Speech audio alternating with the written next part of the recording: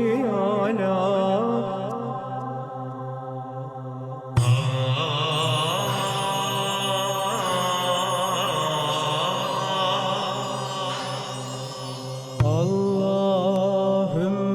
salli ala. Bismillahirrahmanirrahim. Wassalatu wassalama ala rasulillah. Madame, Monsieur, assalamu alaikum wa rahmatullahi wa barakatuh. Que la paix, la miséricorde et la bénédiction de Dieu soient avec vous. Bienvenue à ce nouveau numéro de la Sira, émission consacrée à la vie du prophète Mohammed sallallahu alayhi wa sallam. Et à ce propos, le noble Coran dit à propos de l'homme ceci: Ba'da'ouzubillahi minash shaitanir rajim. Bismillahirrahmanirrahim. Laqad kana lakum fi rasulillahi uswatun hasana liman kana yarjullaha wal yawmal akhir wa zakarallaha kaseera. Sadaqallahul azim. Vous avez dans le messager d'Allah un excellent modèle à suivre pour quiconque espère en Allah et au jour dernier et évoque Allah de façon abondante. Sourate 33, verset 21. Qui était Mohammed? Nous en parlons avec Cheikh Ahmed Tidiane Diabaté. Cheikh, assalamu alaikum. Wa alaikum salam wa rahmatullahi wa barakatuh. Cheikh Tidiane Diabaté est imam à la grande mosquée d'Abobo, guide spirituel de la Tariqa Tidjaniya Ahlul Bayt, écrivain, auteur de 3 ouvrages, l'ablution, l'azan et la prière dans leur dimension spirituelle, la dimension de l'âme en islam et la prophétie et la sainteté. Merci d'avoir répondu encore une fois à notre invitation. Alors pour ce 6e numéro de la Sira, nous parlons de la moralité de Mohammed avant la prophétie. Exactement. Alors, bien avant d'aborder ce sujet très important, nous allons faire quand même un petit rappel.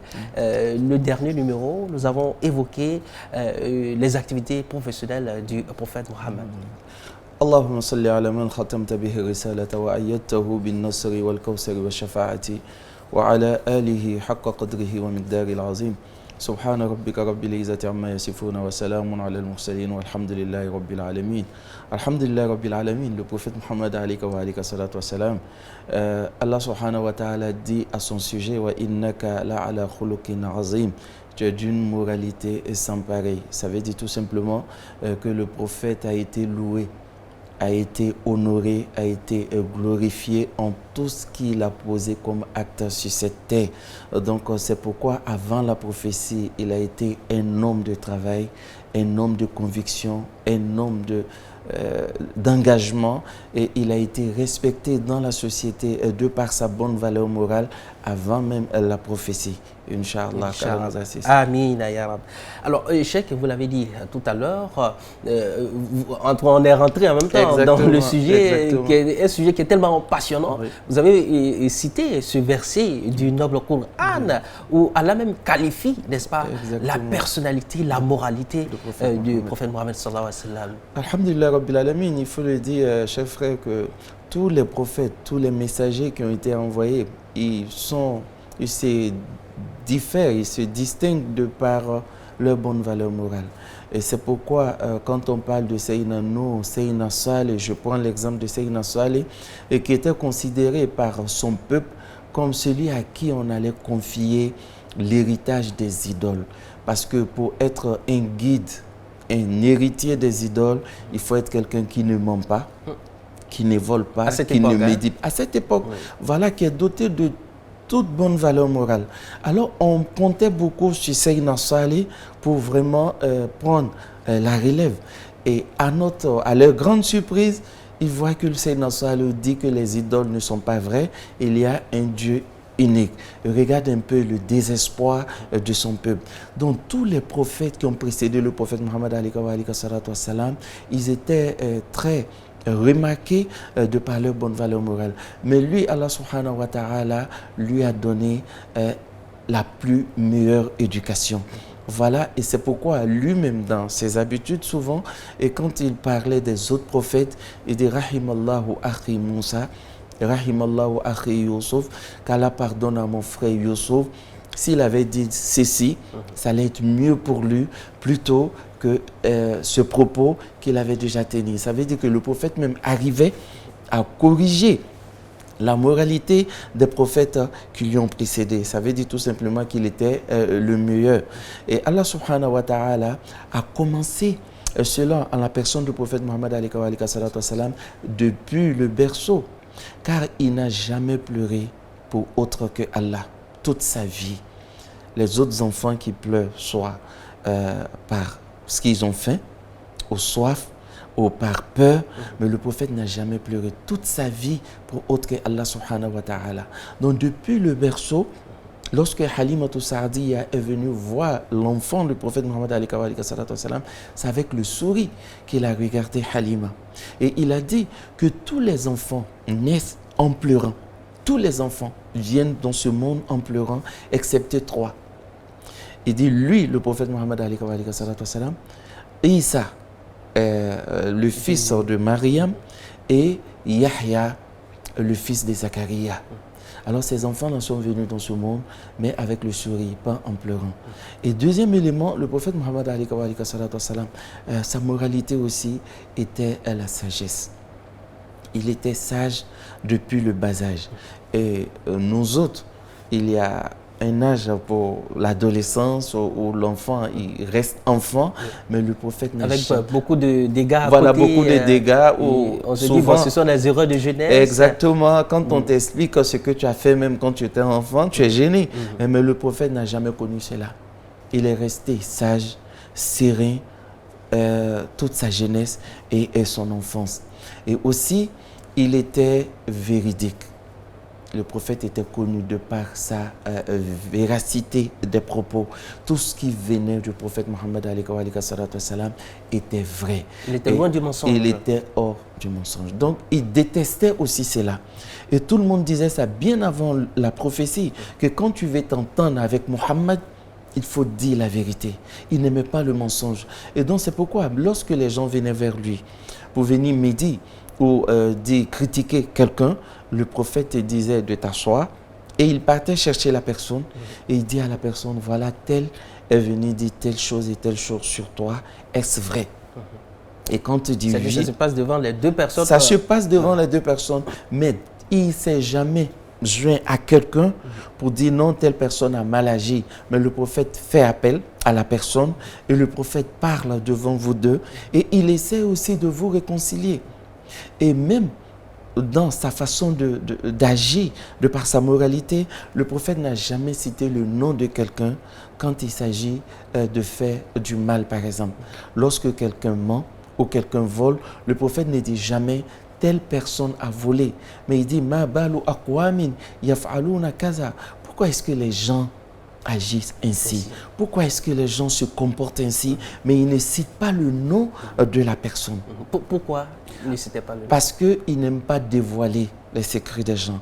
Le prophète n'aime pas, je vais dire dans un thème clé, il n'aime pas mettre la honte sur les gens. Il aimait protéger les gens et il aimait aussi venir vers eux en les disant, voilà, tu as eu un tel comportement, c'est pas comme ça qu'on doit agir. Et donc personne ne pouvait compter sur le prophète pour vraiment manipuler ou vraiment mélanger quelque chose. Et c'est pourquoi, lorsqu'il y a eu l'histoire même de la Kaaba, tous les Mekwa ont dit, si ça vient de Mohammed, nous sommes d'accord. Justement, vous allez rappeler, c'est cette partie de l'histoire, la reconstruction de la Kaaba. Exactement. Il fallait reconstruire et il y a eu l'arbitrage de Mohammed à l'âge de 35 ans. Tout ceci avant la prophétie. Exactement, mais bien avant cela, il avait choisi les jeunes de la Mecque pour dire, les jeunes de la Mecque qui n'ont jamais forniqué, qui n'ont jamais eu un comportement déplacé, ce sont ces jeunes-là que nous allons choisir pour reconstruire la Kaaba. Et on ne veut pas aussi d'un avoir illicite. Donc si ton argent n'est pas propre, on ne veut pas de cet argent pour la reconstruction de la Kaaba.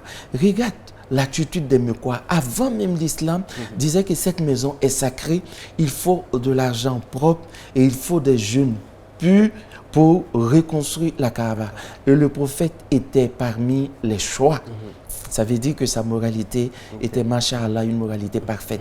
Et donc, lorsqu'ils ont fini la reconstruction de la Kaaba, il y a eu le problème du déplacement de la pierre noire. Et il fallait trouver quelqu'un qui allait trancher. Qui allait départager. Qui allait départager. Et on dit, bon, on reste là Mais demain, à la première heure, nous allons voir la première personne qui viendra vers nous. Et cette personne-là va nous départager. Et cette personne fut le prophète Mohammed, et à l'unanimité. Tout le monde a dit, si c'est lui, nous sommes d'accord. Et là aussi, ça cache une sagesse, chers frères. Le prophète, il est Qurayshite. Il n'y avait pas que des Qurayshites. Là-bas, on pouvait dire non. Voilà, plusieurs tribus. On pouvait dire non, que le prophète, il allait être penchant vers sa famille. Il allait donner plus de faveurs à sa famille. Mais lorsqu'un homme est honnête et qu'il est véridique, on n'a pas peur de laisser la personne juger, même quand il s'agit de sa famille, parce qu'on sait que la personne sera toujours du côté de la vérité. Et le prophète a agi ainsi.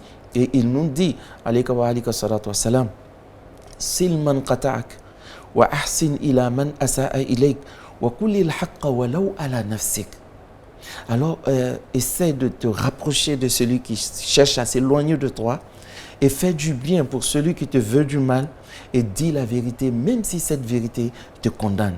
Alors, telle est la moralité du prophète Mohammed avant la prophétie.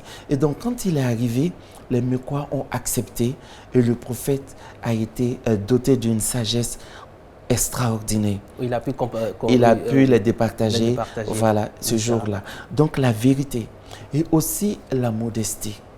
Nous allons y revenir, Inch'Allah, tout à l'heure, Cheikh Tidjane Diabaté. Vous êtes toujours avec nous et nous rappelons à nos chers téléspectateurs que vous suivez la télévision Al-Bayan. Bien sûr, l'émission se nomme La Sira.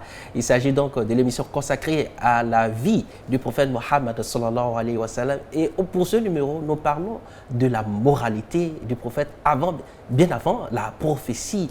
Et Cheikh Ahmed Tidjane Diabaté, il y a aussi cette moralité qui a rendu célèbre le prophète, à telle enseigne que à côté de son nom Mohammed, se trouve également ce pseudonyme, à savoir Al-Amin. D'où vient Al-Amin et que signifie Al-Amin? Al-Amin, c'est un homme digne de confiance, un homme en qui tout le monde a confiance. Parce que le prophète Mohammed, lorsque tu confiais une confidence à l'envoyé d'Allah, tu n'entendais ça nulle part. Donc les Mecquois, les plus âgés que lui, venaient se confier à l'envoyé d'Allah. Et quand il te donnait des conseils, tu n'avais plus besoin de conseils. Donc ça faisait que le prophète, bien avant l'islam, le prophète passait toute la journée souvent à recevoir les gens. Des vieilles personnes, des jeunes, des enfants, tout le monde venait vers lui et tout le monde se confiait à lui. Et aussi, lorsqu'on avait des biens, c'est à lui on pensait. Quand tu donnes à l'envoyé d'Allah, les gens faisaient même exprès. Souvent, il attachait avec des cordes, il mettait des signes qu'on ne remarque pas. On vient donner à l'envoyé d'Allah et 2 ans après, ces personnes-là reviennent pour dire, bon, j'ai besoin de ce que je t'ai confié. Et le prophète donne et il voit que ces signes-là n'ont même pas été touchés. Et il n'a même pas regardé le contenu, Il n'a même pas regardé. Il n'a même pas regardé. Et même quand il devrait quitter la Mecque pour aller à Médine, le prophète appelle son cousin Ali en lui disant, il y a des mécréants qui m'ont confié des choses. Et là, c'est étonnant. On veut lui ôter la vie, mais en même temps, c'est lui qu'on voit. On n'a pas meilleur que lui pour confier nos biens. Donc, il dit à Ali, Karamallahu wajha, telle personne m'a confié ceci, telle personne m'a confié cela, alors va le redonner demain, parce que moi, je vais partir.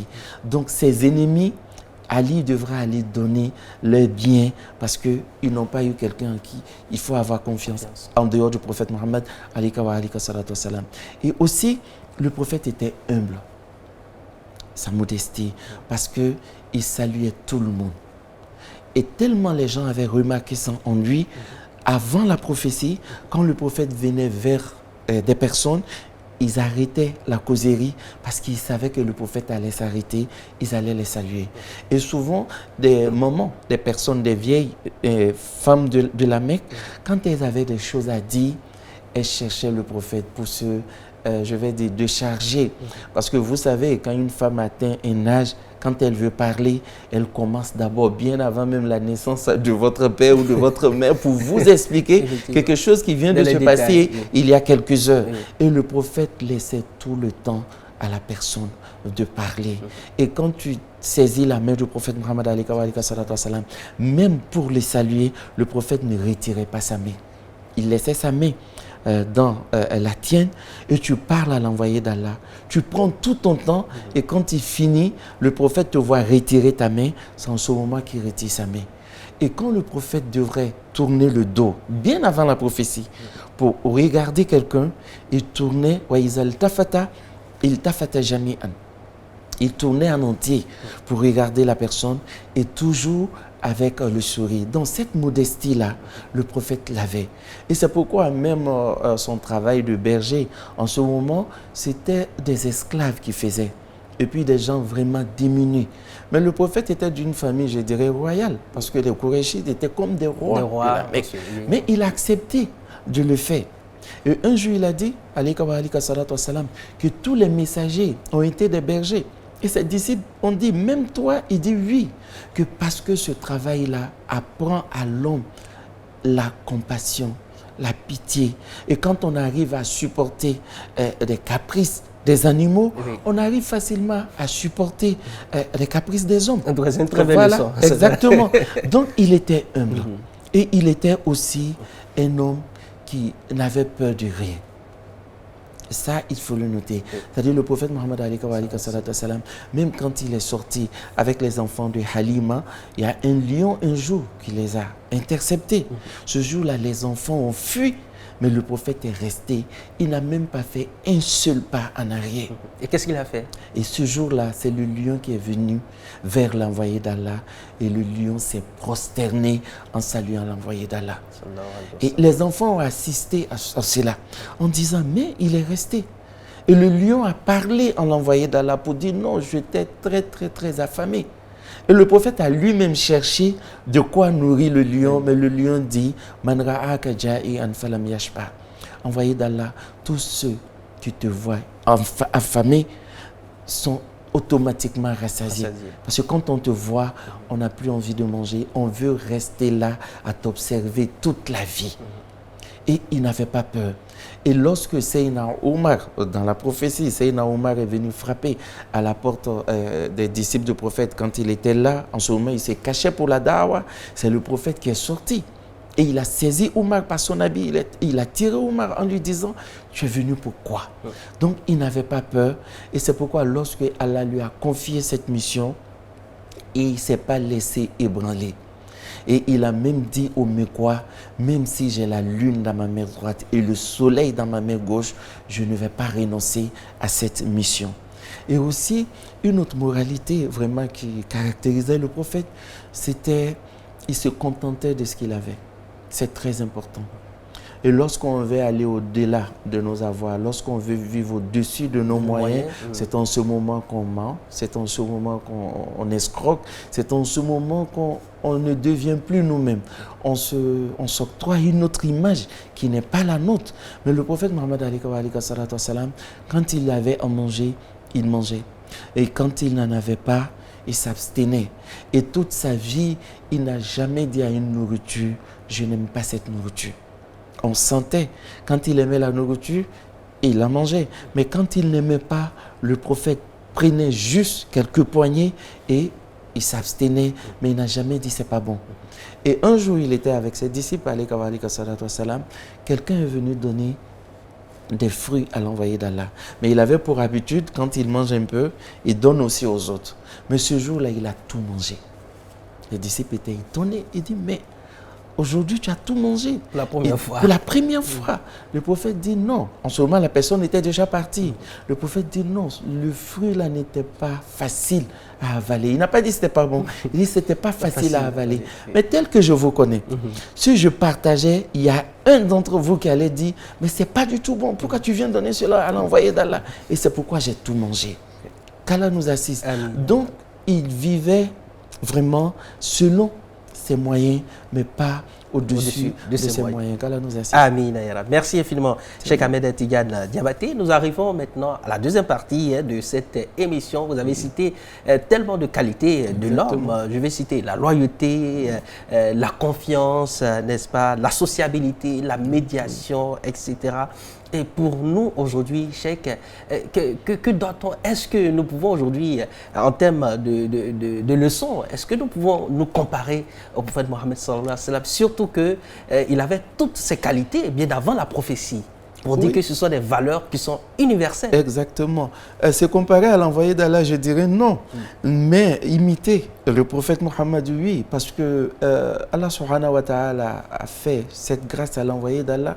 Lorsque on est chef, vous remarquez bien peut-être que les voisins peuvent dire que notre voisin, il est très bien, mais votre épouse va dire non, vous ne le connaissez pas.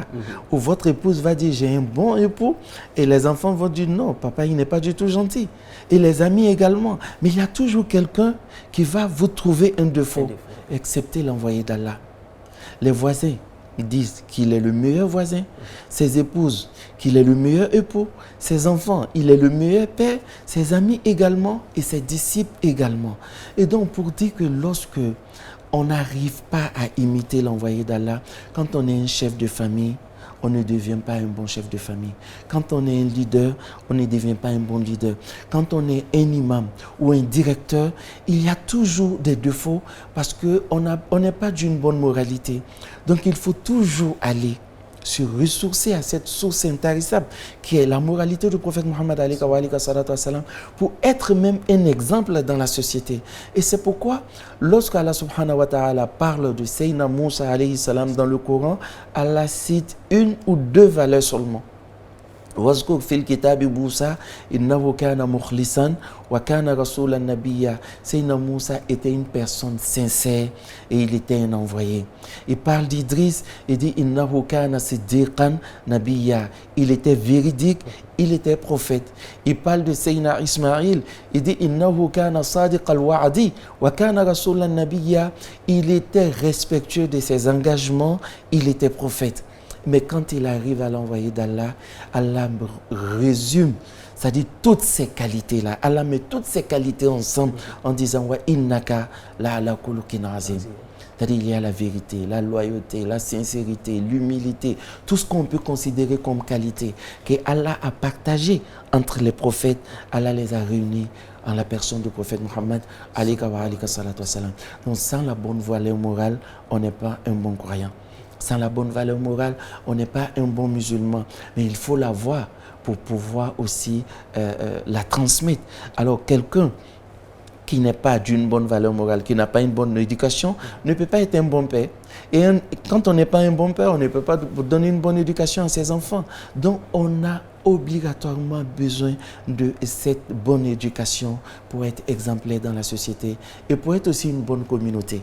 Allah subhanahu wa ta'ala nous dit dans le Coran, vous êtes la meilleure communauté et c'est parce que, c'est le sens de ce verset, c'est parce que vous ordonnez le bien et vous interdisez le mal et vous croyez à Allah subhanahu wa ta'ala. Qu'Allah nous assiste. Amin. Merci infiniment, Cheikh Ahmed Tidiane Diabaté. Nous tendons allègrement vers la fin de cette émission. Exactement. Mais comme chaque semaine, la dernière partie qui est consacrée au hadith de la Sira. Alhamdulillah Rabbil Alamin, hadith de la Sira d'aujourd'hui, le prophète Mohammed quand il s'est miré, c'est-à-dire Sayyidina Yusuf alayhi salam, quand il se mettait devant une glace, Sayyidina Yusuf disait que moi, si j'étais une femme, qu'on devrait me doter, ça allait être une fortune pour ma voix. C'est-à-dire, ça allait être vraiment une fortune que la personne allait dépenser pour ma voix, parce que je suis très très très beau. Mais le prophète Mohammed de par son humilité, sa modestie, lorsque le prophète était face à une glace, le prophète disait Allahumma kama ahsanta khalqi fa ahsin khuluqi. Allah, de la façon dont tu as fait de moi un bel homme physiquement, alors fais de ma moralité aussi une bonne moralité. Ça veut dire que même sa beauté physique, il rendait grâce à Allah subhanahu wa ta'ala, mais il ne se vantait pas de cette beauté. Donc c'est pour dire que tout ce qu'Allah subhanahu wa ta'ala nous donne, nous devons nous montrer reconnaissants envers Allah subhanahu wa ta'ala. Qu'Allah nous assiste, Inch'Allah. Amin, ya Rabbal Alamin. Voilà qui est bien dit. Merci infiniment, Cheikh Ahmed Tidiane Diabaté. Je rappelle que vous êtes imam à la grande mosquée Messi Salam de la commune d'Abobo, guide spirituel de la Tariqa Tijaniya Ahlul Bayt, auteur de 3 ouvrages. Vous êtes écrivain. Merci pour ce partage, ces enseignements très riches. Chers téléspectateurs, nous voilà au terme de ce numéro qui avait pour thème la moralité du prophète Mohammed sallallahu alayhi wa sallam avant la prophétie. Merci de votre aimable attention. La semaine prochaine, Inch'Allah, nous allons évoquer un autre aspect, notamment le mariage de Mohammed sallallahu alayhi wa sallam avec Khadijat.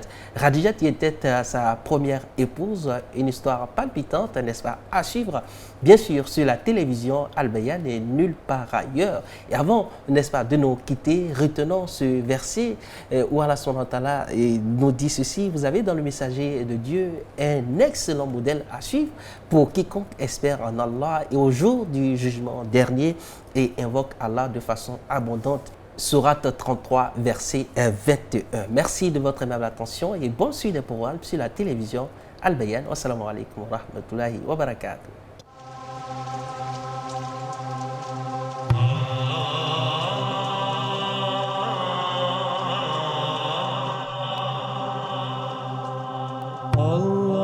Allahümme salli ala Allah